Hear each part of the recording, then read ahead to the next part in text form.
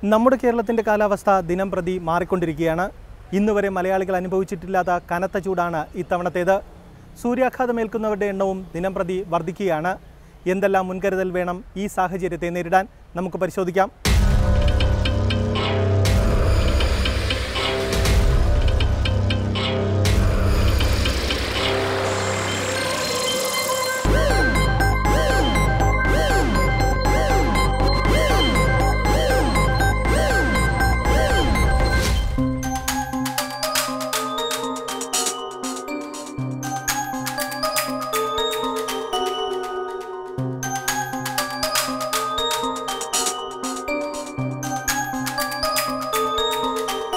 കനത്ത ചൂടിൽ സൂര്യാഘാതം ഏറെ ശ്രദ്ധിക്കേണ്ട വിഷയമാണ്. പകൽ 11 മണി മുതൽ സൂര്യന് കീഴിൽ പണിയെടുക്കുമ്പോൾ ആവശ്യമായ മുൻകരുതൽ എടുക്കുക. ശരീരത്തിൽ ജലാംശത്തിന്റെ അളവ് കുറയാതിരിക്കാൻ പ്രത്യേകം ശ്രദ്ധിക്കുക. സൂര്യനിൽ നിന്നുള്ള കനത്ത ചൂടിനെ പ്രതിരോധിക്കാൻ ശരീരത്തിന് കഴിയാതിരിക്കുന്ന അവസ്ഥയാണ് സൂര്യാഘാതം എന്ന് പറയുന്നത്. ഇതിനെ മറികടക്കാൻ ആവശ്യം മുൻകരുതൽ തന്നെയാണ്. പകൽ 11 മണി മുതൽ നേരിട്ട് സൂര്യന്റെ ചൂട് ഏൽക്കാതിരിക്കാൻ ശ്രദ്ധിക്കുക. എന്നാൽ തൊഴിൽ സംബന്ധമായ കാരണങ്ങളാൽ പലർക്കും ഇത് സാധിച്ചെന്ന് വരില്ല. അത്തരക്കാർ ശരീരത്തിന്റെ ജലാംശം കുറയാതിരിക്കാൻ പ്രത്യേകം ശ്രദ്ധിക്കണം. ശരീരത്തിലെ ലവണവും ജലവും കാത്തുസൂക്ഷിക്കുക എന്നത് തന്നെയാണ് പ്രധാനം. വളരെ കൂടുതലാണ് ചൂട്. കാരണം 10-63 വയസ്സായി നമുക്കല്ലേ, നമ്മളൊന്നും ഇത്ര ചൂട് അനുഭവിച്ചിട്ടില്ല. കാലാവസ്ഥ മാറി മാറി മാറി വരുന്നത്. കാരണം ഇപ്പോഴൊക്കെ അത്യാവശ്യം കുറഞ്ഞ ഒറ്റ മഴകളൊക്കെ കിട്ടേണ്ട ടൈമാണ്. മനസ്സിലായില്ലേ? ആ മഴ കിട്ടുന്നില്ല. ഇപ്പോൾ ഇതുവരെ ഇത്ര ചൂട് അനുഭവപ്പെട്ടില്ല ആയിരിക്കും. അപ്പോൾ നമ്മളെല്ലാവരും ഇതാ വെയിലൊക്കെ കണ്ടില്ല നിങ്ങൾ, ഒരു 10 മിനിറ്റ് വെയിലത്ത് നിൽക്കാൻ കഴിയില്ല. ഇതിൻ്റെ കണക്കതാ, ചൂട് ഭയങ്കരമായിട്ടുള്ള. സൂര്യൻ കത്തി നിൽക്കുന്ന സമയത്ത് കായികാധ്വാനമുള്ള ജോലി ചെയ്യുന്നവർ വിയർക്കുക കൂടി ചെയ്താൽ ജലാംശം ശരീരത്തിൽ കുറയുകയും സൂര്യാഘാതത്തിനുള്ള സാധ്യത ഏറുകയും ചെയ്യും. 20 ഗ്ലാസ് വെള്ളമെങ്കിലും കുടിക്കാൻ എപ്പോഴും ശ്രദ്ധിക്കുക. പഴവർഗ്ഗങ്ങൾ കഴിക്കുന്നതും നല്ലതാണ്. ലവണങ്ങളുടെ അപര്യാപ്തത മൂലം കുപ്പിയിൽ ലഭിക്കുന്ന കുടിവെള്ളം ഉപയോഗിക്കാതിരിക്കുന്നതാണ് നല്ലത്. അതോടൊപ്പം അമിതമായ അളവിൽ പഞ്ചസാര അടങ്ങിയ പാനീയങ്ങൾ ശരീരത്തിന് വിപരീത ഫലമാകുമുണ്ടാക്കുക. പിന്നെ തികച്ചും ഈ ചൂട് കൂടുന്ന സമയത്ത് നമ്മൾ തിരഞ്ഞെടുക്കുന്ന ശീതളപാനീയങ്ങൾ, അത് പെപ്സി ആണെങ്കിൽ വോഡ്ക തുടങ്ങിയ എന്ത് ശീതളപാനീയങ്ങളിലാണെങ്കിലും അനുവദനീയമായ 10 മില്ലിഗ്രാം എന്ന ഷുഗറിൻ്റെ എമൗണ്ടിനേക്കാളും കൂടുതലാണ് അത്തരം പാനീയങ്ങളിലുള്ളത്. അപ്പോൾ ഇത്തരം അമിതമായ പഞ്ചസാരയുടെ ഉപയോഗം സാധാരണഗതിയിൽ ശരീരത്തിൻ്റെ താപനില വർദ്ധിപ്പിക്കുകയാണ് ചെയ്യുക. അപ്പോൾ അത്തരം പഞ്ചസാര ക്രമാതീതമായി കുറയ്ക്കുക. പഴങ്ങളും പച്ചക്കറികളുടെയും തുടങ്ങിയ ഉപയോഗങ്ങൾ നമ്മൾ കൂട്ടുക, നമ്മുടെ ഭക്ഷണത്തിൽ കൂട്ടുക. അതുപോലെ തന്നെ നമുക്ക് വറുത്തത്, പൊരിച്ചത് തുടങ്ങിയ അമിതമായ കൊഴുപ്പ് ശരീരത്തിലേക്ക് വരുന്ന സാധനങ്ങൾ പരമാവധി കുറയ്ക്കാൻ ശ്രമിക്കുക.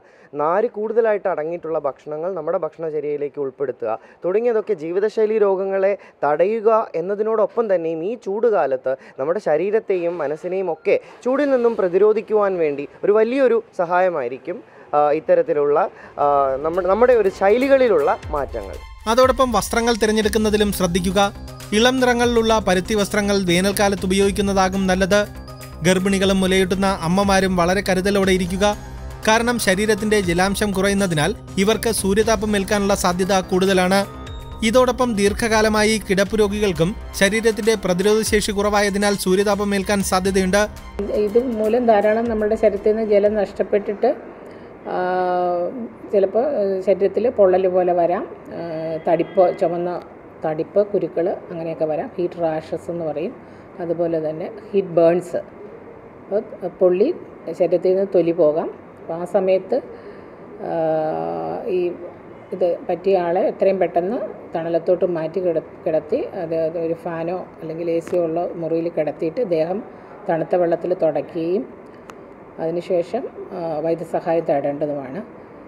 ഇത് സൂര്യാഘാതത്തിൻ്റെ താപശോഷണം അധികമായി കഴിഞ്ഞാൽ ആൾക്ക് ബോധം പോവുകയോ തലകറക്കം, ക്ഷീണം, നാഡിവെടുപ്പ് വർദ്ധിക്കുക, ഇത്രയോ ലക്ഷണങ്ങളൊക്കെ കാണിക്കാം. ആ സമയത്ത് എത്രയും പെട്ടെന്ന് തന്നെ ഈ നേരത്തെ പറഞ്ഞ കാര്യങ്ങളെല്ലാം ചെയ്തിട്ട് എത്രയും പെട്ടെന്ന് തന്നെ ഡോക്ടറെ സഹായം തേടേണ്ടതാണ്. തൊലിപ്പുറത്തുണ്ടാകുന്ന പൊള്ളൽ തന്നെയാണ് സൂര്യാഘാതത്തിന്റെ പ്രധാന ലക്ഷണം. തലവേദന, ഛർദി, പേശികളിലെ വേദന, ശരീര ഊഷ്മാവിലെ വർധന, ബോധക്ഷയം, ജന്നി എന്നിവയും പലപ്പോഴെങ്കിലും സൂര്യാഘാതത്തിന്റെ ലക്ഷണമാകാറുണ്ട്. സൂര്യാഘാതത്തിന്റെ തീവ്രത അനുസരിച്ചാണ് പ്രതിരോധ പ്രവർത്തനങ്ങൾ നടത്തേണ്ടതും.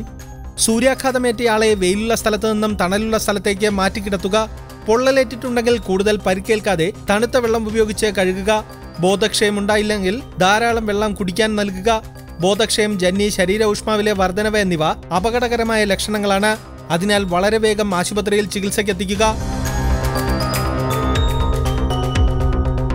തുറസായ സ്ഥലത്ത് ജോലി ചെയ്യുമ്പോൾ ഇടയ്ക്കിടയ്ക്ക് വെയിലത്തുനിന്ന് മാറി ധാരാളം വെള്ളം കുടിക്കുകയും ഇടയ്ക്ക് തണലത്ത് വിശ്രമിച്ചതിന് ശേഷം മാത്രം ജോലി തുടരുകയും ചെയ്യാനാണ് പറഞ്ഞിരിക്കുന്നത്. കഴിവതും ഈ ഒരു സമയത്ത് ജോലി ഒഴിവാക്കുകയാണ് ഏറ്റവും നല്ലത്. അതുകൂടാതെ നമ്മൾ വസ്ത്രങ്ങൾ ധരിക്കുകയാണെങ്കിൽ അയഞ്ഞ കോട്ടൺ വസ്ത്രങ്ങൾ ധരിക്കുക. പിന്നെ ഈ ടിൻ ഷീറ്റ്, ആസ്പെറ്റോസ് അതിൻ്റെ കീഴിലൊക്കെ വർക്ക് ചെയ്യുന്ന ആൾക്കാരും അതുപോലെ ഇടയ്ക്ക് ചൂടത്തു നിന്ന് കുറേ സമയം മാറി വിശ്രമം എടുക്കേണ്ടതാണ്. പിന്നെ വീടുകളിലാണെങ്കിലും ധാരാളം വെന്റിലേഷൻ കിട്ടത്തക്ക രീതിയിൽ വാതിലും ജനലുകളും ഒക്കെ തുറന്നിട്ട് വായുസഞ്ചാരം ഉറപ്പുവരുത്തേണ്ടതാണ്. കുട്ടികളെ തുറസായ സ്ഥലങ്ങളിൽ കളിക്കാൻ വിടുന്നത് സമയത്ത് ഒഴിവാക്കണം. ധാരാളം വെള്ളം കുടിക്കണം. കാരണം വിയർത്തിട്ട് നമ്മുടെ ശരീരത്തിൽ നിന്ന് ജലവും ലവണങ്ങളും ഒക്കെ നഷ്ടപ്പെടുന്നത് കൊണ്ട് ധാരാളം വെള്ളം കുടിക്കുക. ഉപ്പിട്ട കഞ്ഞിവെള്ളം, നാരങ്ങാ വെള്ളം ഇതൊക്കെ മുരുമ്പെള്ളമൊക്കെ കുടിക്കുന്നത് നന്നായിരിക്കും. ചൂട് നിറയുള്ളത് ഇത് കണ്ടില്ല. ഇപ്പം തന്നെ കൈയെല്ലാം പൊള്ളിയിട്ട് നിൽക്കാൻ കഴിയില്ല. ഇപ്പം തന്നെ സമയം 10:45 ആയിട്ടുള്ളൂ. ഇപ്പം മെനിയാന്ന് ഈ സംസാരിക്കുന്ന എനിക്ക് പോലും മെനിയാന്ന് തലകറക്കം വന്നിട്ട് ഞാൻ ഇരുന്നിട്ടുണ്ട്. എന്താണ് അതിനുള്ള കാരണം എന്നുള്ളതൊന്നും വ്യക്തമായിട്ടില്ല. പിന്നീടാണ് ഈ ചൂട് ഇപ്പോഴത്തെ കാലാവസ്ഥയും അനുസരിച്ചിട്ട് ഉള്ള മാറ്റങ്ങൾ മനസ്സിലാവുന്നത്. ഇപ്പോൾ ഇന്നിപ്പോൾ ഞാൻ പുറത്തിറങ്ങാതെ ഇപ്പോഴാണ് പുറത്തിറങ്ങി വരുന്നത്. ഭയങ്കര ചൂട്. ഞാൻ ഹൈറ്റിലൊക്കെ പണിയെടുക്കുന്ന ആളാണ്. അപ്പോൾ ചൂട് കൊണ്ട് എനിക്കൊക്കെ ചില സമയത്തൊക്കെ തലകറക്കം ഒക്കെ വരലുണ്ട്. ഇപ്പോൾ 2 ദിവസം മുന്നേ തന്നെ ചെറിയ തലവേദനയൊക്കെ വന്നിട്ട് വീട്ടിൽ പോയിട്ട് റെസ്റ്റ് എടുക്കായിരുന്നു. ഞാൻ ഒരുപാട് വെയിലുള്ള ആളാണ്. ആന്ധ്രയിലൊക്കെ പോയി വെയിലുണ്ട ആളാണ്. അവിടെ തന്നെ ഡബിൾ വെയിലാണ്. ഈ പൈപ്പ് സീറ്റിൻ്റെ വർക്കിന് പോവാണ് ഇപ്പോൾ ചൂടാണ്. നമുക്കിപ്പോൾ ഇന്നലെ ഒരു വർക്ക് ഉണ്ടായിരുന്നു. അത് പകൽ എടുക്കേണ്ട വർക്ക് നമ്മൾ രാത്രിയാണ് പോയി എടുത്തത്. ചൂട് സഹിക്കാൻ കഴിയില്ല. അപ്പോൾ ഇന്നിപ്പോൾ പോയിട്ട് നോക്കി വരും. ചൂടാണ്, അതിശക്തമായ ചൂടാണെങ്കിൽ അത് രാത്രിയിലേക്ക് നമ്മൾ മാറ്റേണ്ടി വരും വർക്ക്. ഇപ്പോൾ പോയി നോക്കാൻ പോവാണ്. ഇപ്പോൾ കേരളത്തിലെ ശരാശരി താപനില 35 ഡിഗ്രിയാണ്. ചില ജില്ലകളിൽ അത് 40 ഡിഗ്രിക്ക് മുകളിലും. വളരെ അപകടകരമായ അവസ്ഥയാണ്. 20 മിനിറ്റ് വെയിലത്ത് നിന്നാൽ പോലും പൊള്ളലേൽക്കുന്ന അവസ്ഥ.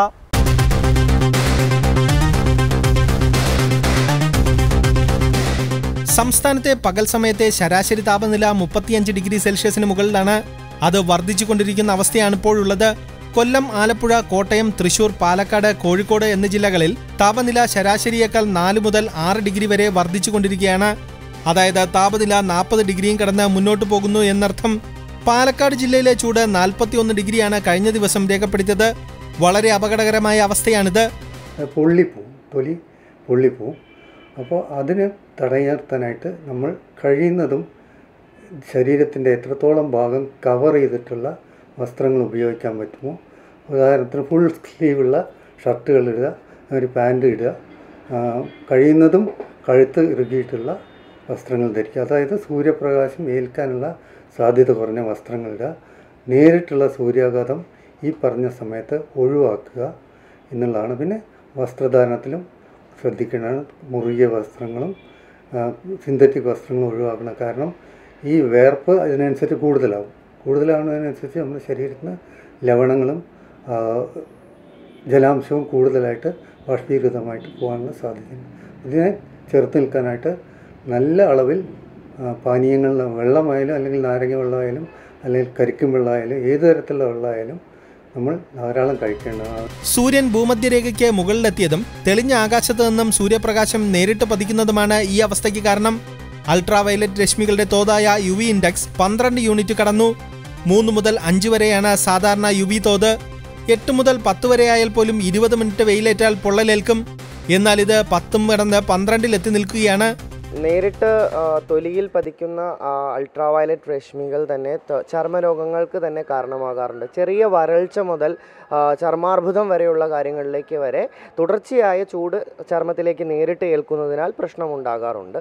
അപ്പോൾ അതിനാൽ തുടർച്ചയായി ചൂട് ഏൽക്കാതിരിക്കുന്ന സ്ഥലത്തിലൂടെ പോവുക, ശരീരത്തിൽ പരമാവധി മൂടുന്ന തരത്തിലുള്ള വസ്ത്രധാരണങ്ങൾ ധരിക്കുക, അതുപോലെ തന്നെ കുട സാധനങ്ങൾ ഉപയോഗിക്കുക, നേരിട്ടുള്ള വെയിലുള്ള കുട്ടികളുടെ ഉള്ള കളികൾ, സ്കൂളുകളിൽ കുട്ടികളെ കൊണ്ട് വെയിലത്തുള്ള കളികൾ, അതുപോലെ തന്നെ രാവിലെയൊക്കെ നമ്മുടെ നേരത്തെ വെയിലിറക്കുന്നത് കൊണ്ട് തന്നെ പല ഫുട്ബോൾ കോർട്ടുകളിലും ആൾക്കാർ തലകറങ്ങി വീഴുന്നതായിട്ടുള്ള കാഴ്ചകളൊക്കെ നമുക്ക് കാണാം. അപ്പോൾ നേരിട്ട് അധിക നേരം ഒരു മണിക്കൂറിൽ കൂടുതലെങ്കിലും ബോഡി ചൂടിനോട് എക്സ്പോസ് ചെയ്തിരിക്കാതിരിക്കുക. അന്തരീക്ഷ ഊഷ്മാവ് 40 ഡിഗ്രി ഉയരുന്നതോടെ നേരിട്ട് സൂര്യപ്രകാശം അടിച്ചില്ലെങ്കിലും സൂര്യതാപം ഏൽക്കുന്നതിനുള്ള സാധ്യത കൂടുതലാണ്. മുറികൾക്കുള്ളിലെ ഊഷ്മാവ് വർദ്ധിക്കുന്നത് കൊണ്ടാണിത്. പകൽ സമയങ്ങളിൽ അടഞ്ഞ മുറിക്കുള്ളിലും വാഹനങ്ങൾക്കുള്ളിലും അധിക സമയം ഇരിക്കാതിരിക്കാൻ പ്രത്യേകം ശ്രദ്ധിക്കുക. കുട്ടികളെ ഒരിക്കലും ഇത്തരം സാഹചര്യത്തിൽ കിടത്തരുത്. മുറികളിലെ ജനലും വാതിലുകളും തുറന്നിടാൻ ശ്രദ്ധിക്കുക. എന്തുകൊണ്ടാണ് കേരളം ഇത്തരത്തിൽ കൊടും വരൾച്ച നേരിടുന്ന സംസ്ഥാനമായി മാറിയത്? അടിയന്തരമായി പരിശോധിക്കുകയും പരിഹാരം കണ്ടെത്തുകയും ചെയ്യേണ്ട വിഷയമാണിത്.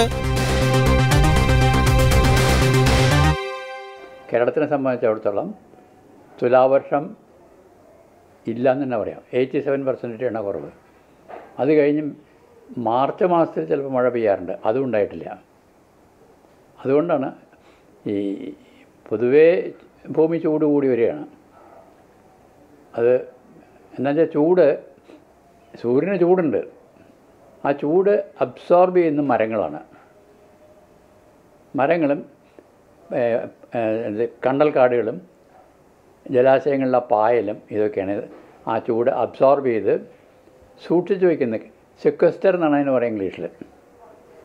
എന്നിട്ട് ഇത് ഇലയായിട്ട് മാറി, ഇല ചീഞ്ഞ് മാറും.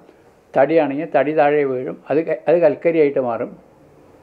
അങ്ങനെ കൽക്കരി ദ്രവിച്ച് ഓയിലായിട്ട് മാറും. ആ ഓയിലും പെട്രോളിയം.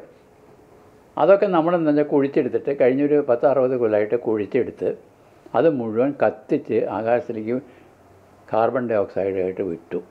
അതായത് ഏതാണ്ട് 10,000 കൊല്ലം അന്തരീക്ഷത്തിൽ നിന്ന് ചൂട് പിടിച്ചെടുത്ത് ഭൂമിയിലുള്ള ആ നിക്ഷേപം എടുത്ത് കഴിഞ്ഞ ഒരു 10-50 കൊല്ലമായിട്ട് അന്തരീക്ഷയ്ക്ക് വിട്ടതിൻ്റെ ഫലമായിട്ടാണ് ഈ കാലാവസ്ഥാ മാറ്റം പ്രധാനമായിട്ട് വരുന്നത്. രണ്ടാമത്, അറബിക്കടൽ വളരെയധികം ചൂടായിരിക്കുകയാണ്. അത് സ്വാഭാവികമായിട്ട് വെച്ചാൽ ഈ ക്ലൈമറ്റ് ചേഞ്ചിൻ്റെ ഭാഗമായിട്ട് ചൂടാവുന്നതാണ്. ആ ചൂടാവുമ്പോൾ അറബിക്കടലിൽ നിന്നുള്ള ചൂടാവുമ്പോൾ വെച്ചാൽ ഈ സമുദ്രത്തിൽ ഒരുപാട് കാർബൺ ഡൈ ഓക്സൈഡ് ലയിച്ച് കിടക്കുന്നുണ്ട്. ചൂടാവുമ്പോൾ ഈ കാർബൺ ഡൈ ഓക്സൈഡൊക്കെ പുറത്തു വിടും. ചുട്ട കാറ്റ് വരുന്നതെന്ന് മാത്രമല്ല, അറബിക്കടലിൽ നിന്നുള്ള കാറ്റ് മുഴുവൻ ചുട്ട കാറ്റാണ്. അപ്പോൾ സാധാരണ നമുക്ക് പടിഞ്ഞാറ് നിന്ന് ബീച്ചിൽ പോയിരുന്നാൽ നല്ല സുഖം തോന്നാറുണ്ട്. ഇക്കൊല്ലം അറബിക്കടലിൽ നിന്ന് വരുന്ന ഇക്കൊല്ലം എന്നല്ല, കഴിഞ്ഞ കുറച്ച് കാലമായിട്ട് അങ്ങനെയാണ്. ഇക്കൊല്ലം വളരെ അറബിക്കടലിൽ നിന്ന് കാറ്റ് മുഴുവൻ ചുട്ടതാണെന്ന് മാത്രമല്ല, അറബിക്കടലിൽ അബ്സോർബ് ചെയ്തിരുന്ന കാർബൺ ഡൈ ഓക്സൈഡ് ഒരു വലിയ പരിധി അത് പുറത്തു വിട്ടു. അങ്ങനെ കാർബൺ ഡൈ ഓക്സൈഡിൻ്റെ അംശവും വളരെ കൂടി. അപ്പോൾ ഈ ഹരിതഗൃഹ വാതകങ്ങളുടെ അംശം കൂടി കഴിഞ്ഞാൽ സ്വാഭാവികമായിട്ട് ഭൂമിയിൽ വരുന്ന ചൂട് പുറത്തേക്ക് പോവില്ല, ബാഹ്യാന്തരീക്ഷത്തിലേക്ക് പോവില്ല. അത് ഭൂമിയിൽ തന്നെ കിടന്ന് ചുറ്റിക്കളിക്കുക. ഈ 2 കാരണമാണ് ഇതിന് പ്രധാന കാരണം. കടുത്ത വേനലിൽ നമ്മുടെ ജലലഭ്യതയും കുറഞ്ഞിട്ടുണ്ട്. പരമ്പരാഗത ജലസ്രോതസ്സുകളെ സംരക്ഷിക്കാതെ മലിനമാക്കി നമ്മൾ കുഴിച്ചത് സ്വയം വീഴാനുള്ള കുഴിയാണെന്ന് ഇപ്പോൾ മനസ്സിലായി തുടങ്ങിയിട്ടുണ്ട്.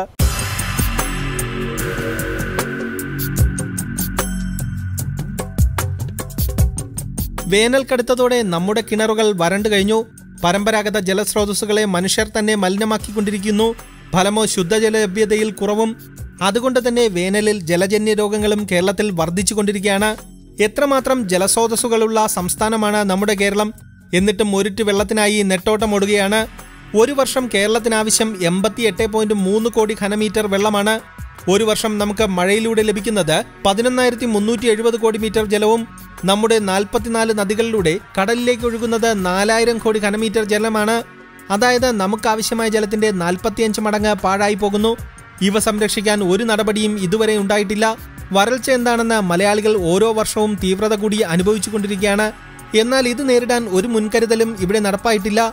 നമ്മുടെ പദ്ധതികളുടെ ആസൂത്രണത്തിലും നടത്തിപ്പിലുമുണ്ടായ വലിയ പിഴവ് വെളിപ്പെടുന്നത് ഇപ്പോഴാണ്. കേരളത്തിലെ വാർഷിക ഭൂജല ലഭ്യത ഏതാണ്ട് 6,070 ദശലക്ഷം ഘനമീറ്ററാണ്. വിനിയോഗം 2,840 ദശലക്ഷം ഘനമീറ്ററും. നഗരവൽക്കരണവും കാലാവസ്ഥാ വ്യതിയാനവും കേരളത്തിലെ ഭൂജല വിനിയോഗത്തിൽ കാര്യമായ വർധനമുണ്ടാക്കിയിട്ടുണ്ട്. ജലസംരക്ഷണ മാർഗങ്ങൾ മലയാളികൾ സ്വീകരിച്ചില്ലെങ്കിൽ വരും വർഷങ്ങൾ കാത്തിരിക്കുന്നത് കടുത്ത ജലക്ഷാമം തന്നെയായിരിക്കും. കേരളത്തിൽ ഏറ്റവും കൂടുതൽ ഭൂഗർഭ ജലചൂഷണം നടക്കുന്നത് ഏറ്റവും ചൂട് അനുഭവപ്പെടുന്ന പാലക്കാട് ജില്ലയിലാണ്. സ്വകാര്യ കുപ്പിവെള്ള നിർമ്മാണ കമ്പനികൾക്ക് മേൽ യാതൊരുവിധ നിയന്ത്രണവുമില്ലാത്ത അവസ്ഥയാണ് ഇപ്പോഴുള്ളത്. ദിവസവും 75 ലിറ്റർ കുപ്പിവെള്ളമാണ് വിപണിയിൽ എത്തുന്നത്. ഇത് ബാധിക്കുന്നതാകട്ടെ നമ്മുടെ ഭൂഗർഭ ജലത്തിന്റെ അളവിനെയാണ്. ഇവയ്ക്കൊരു നിയന്ത്രണം അടിയന്തരമായി ആവശ്യമാണ്.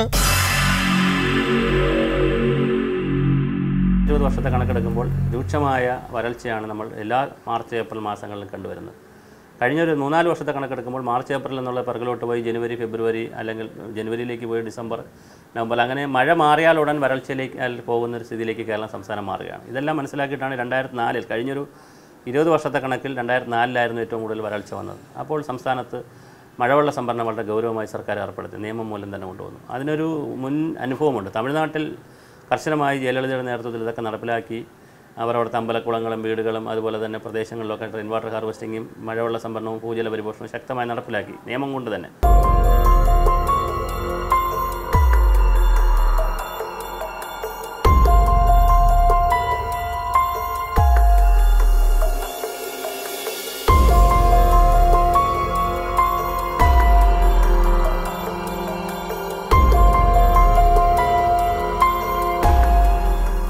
ഈ വേനൽക്കാലത്തെ നേരിടാൻ ആവശ്യമായ മുൻകരുതലുകൾ സ്വീകരിക്കുക. ഒപ്പം വേണ്ടത് ഭാവിയിലേക്ക് കണ്ണുനട്ടുള്ള പ്രവർത്തനങ്ങളാണ്.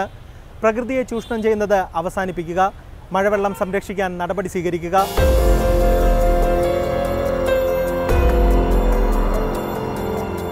പരമ്പരാഗത ജലസ്രോതസ്സുകളുടെ നവീകരണവും ശുദ്ധീകരണവും ഉറപ്പാക്കുക. ഇതിലൂടെ ജലസേചനത്തിനും കുടിവെള്ള വിതരണത്തിനും ഉതകുന്ന ഒരു പുതിയ ജല ഉപഭോഗ സംസ്കാരം രൂപപ്പെടുത്തുക എന്നതായിരുന്നു സർക്കാർ തലത്തിൽ തയ്യാറാക്കിയ പദ്ധതി.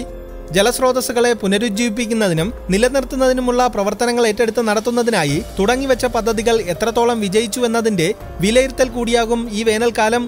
നിലവിലുള്ള ജലസ്രോതസ്സുകളെ പ്രാദേശിക ജലസേചന കുടിവെള്ള സ്രോതസ്സുകളായി ഉപയോഗിക്കുക എന്ന സമീപനമാണ് ഹരിത കേരള മിഷനിലൂടെ സർക്കാർ തുടങ്ങിവെച്ചത്.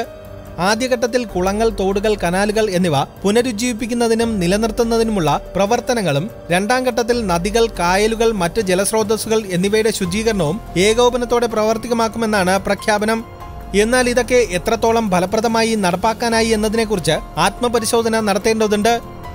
കോടി ചതുരശ്ര അടി വിസ്തീർണമുള്ള പുരപ്പുറം കേരളത്തിലുണ്ട്. ടെറസ് വീടുകൾ, ഓടിട്ട വീടുകൾ, ഓല കെട്ടിടങ്ങൾ കുറവാണ് മറ്റ് സംസ്ഥാനങ്ങളെ അപേക്ഷിച്ച്. ഇവിടെ റിമോട്ട് ഏരിയയിൽ പോലും, പഞ്ചായത്തിൽ പോലും ടെറസ് വീടോ ഓടിട്ട വീടോ ആണ്, അല്ലെങ്കിൽ ഷീറ്റ് ഇട്ടതാണ്. കൃത്യമായി മഴവെള്ളം പിടിക്കാൻ പറ്റുന്ന ടെറസാണ് നമുക്കുള്ളത്, അല്ലെങ്കിൽ റൂഫാണുള്ളത്. അപ്പോൾ അതുകൊണ്ട് തീർച്ചയായും ഒന്ന് ട്രിഗർ ചെയ്താൽ, ഈ കാര്യത്തെ ഒന്ന് ട്രിഗർ ചെയ്താൽ ഗ്രാമപഞ്ചായത്തുകൾ, മുനിസിപ്പാലിറ്റികൾ, കോർപ്പറേഷനുകൾ ഇവരാണ് ഈ പ്ലാൻ അപ്രൂവ് ചെയ്യേണ്ടവർ.